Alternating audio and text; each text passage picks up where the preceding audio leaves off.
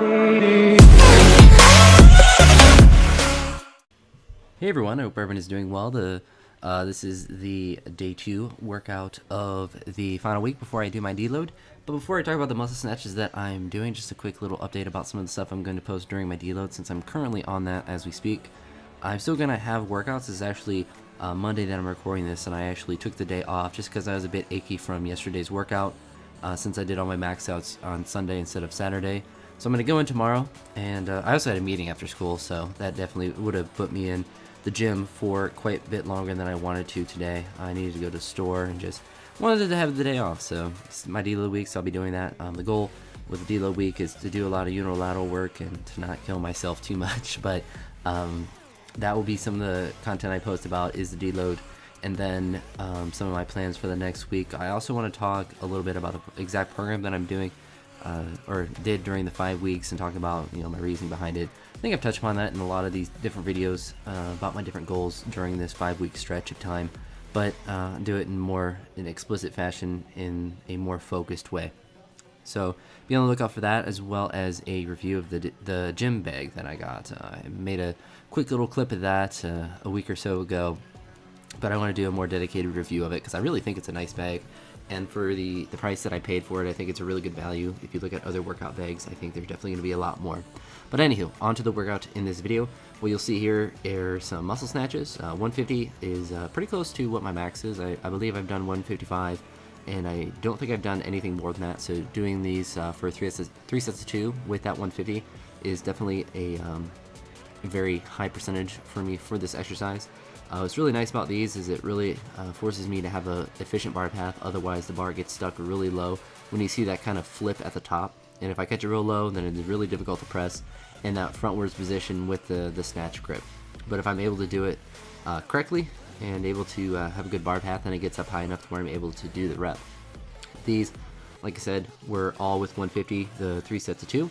And they all went well. I did them all without any straps, which is something that Justin decided for us all to do, just not use straps today, and I used toe grip still, but it's definitely good, and that's maybe an adjustment I make more when I move on to the next 5 weeks or however long I decide to continue the next cycle of training to do more raw stuff with the snatch. Since everything I do with clean jerks is without straps, I may do some of that stuff with the snatch grip or snatch work that I do. These, you actually see a new piece of equipment that the gym has. The gym owner put some mats out there that we can use for block pulls or for, as you see, for the weightlifting movements. They're just gym floor mats, and they're in nice little squares, so you're able to stack them up like that. The only negative with them is that they had the bolts, and you can kind of see, if you're looking at the right side, that little silver thing. Some of them have bolts in them because he put a couple of them and he would screw them together. But I think he undid those due to a recommendation from another person we go to our gym. Those will be really nice because you can make a custom block and you can adjust it a lot more. It's annoying carrying them over, but it's definitely nice to have that piece of equipment, since the only thing that we had to use before were either plates or boxes. But to have these, as you can see, I can drop them fully on it because they're just rubber floor mats. So you're not worried about breaking them or anything. It'd be impossible to do anything unless you had metal plates and they got cut, but with these bumper plates, they're not going to go through these at all. With this exercise here, you'll notice that I'm doing cleans from the box, or I guess power cleans from the blocks, which are a really interesting exercise. I really like these, probably because it's the easier part of the pull for me. The only part I really struggle with is off the floor, so I'm going to benefit a lot more from doing stuff that is at a deficit versus at a block. But these are nice to do because they're a bit different. So I was doing a complex of 205 where I would do 3 power cleans and then 2 pause jerks and then a regular jerk. So you'll notice I kind of have a pause at the bottom. Still trying to work on dipping a bit more in the jerk and catching it in an efficient way. But with these, it was 3 sets of these 3 plus 3, which is a lot of actually difficult work, especially considering I had some jerk work the next day. And you notice Alex here, but he's a real cool guy. The most difficult part, I would say, were the jerks, but I was actually pleasantly surprised with how they felt. They weren't as bad as I thought they were going to be, perhaps because I was doing the pulls from the block, which was a little bit different positioning-wise. but they still felt pretty good.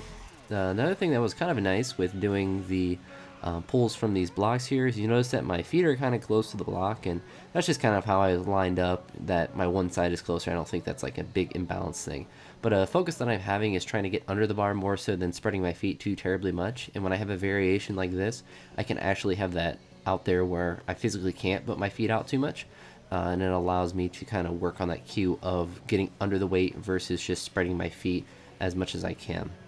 An adjustment that I actually made recently, and you don't really see in this video, but is pushing my head down a little bit more, which is allowing me to squeeze my scaps a little bit better. When I'm working with lighter weights, it's not really that big of a deal because my shoulders are strong enough to deal with this. It's like 205. I could do lots and lots of jerks with these and not really have any big issue. But once I get to heavier weights, if I'm not getting the weight back efficiently enough, then it becomes unstable and difficult to maintain positioning with. So that's something that when I do this kind of workout, again, when I have multiple jerks or something, I really want to focus on getting under like I am, increasing my depth on my dip, which I think I did a very good job with this week, and it definitely helped me out when I was doing my other work. But also getting my head down a little bit, which will allow my arms to get it back a bit more. Something during the deload that I want to focus on slightly too is obviously I mentioned the unilateral work, but I also want to focus on pushing that mobility and kind of messing around with some technique things and seeing how different things feel. But those were the clean and jerks that I had on this particular day. These are the dips that I didn't do yesterday because I had tons of work, so I threw them on the end of this workout.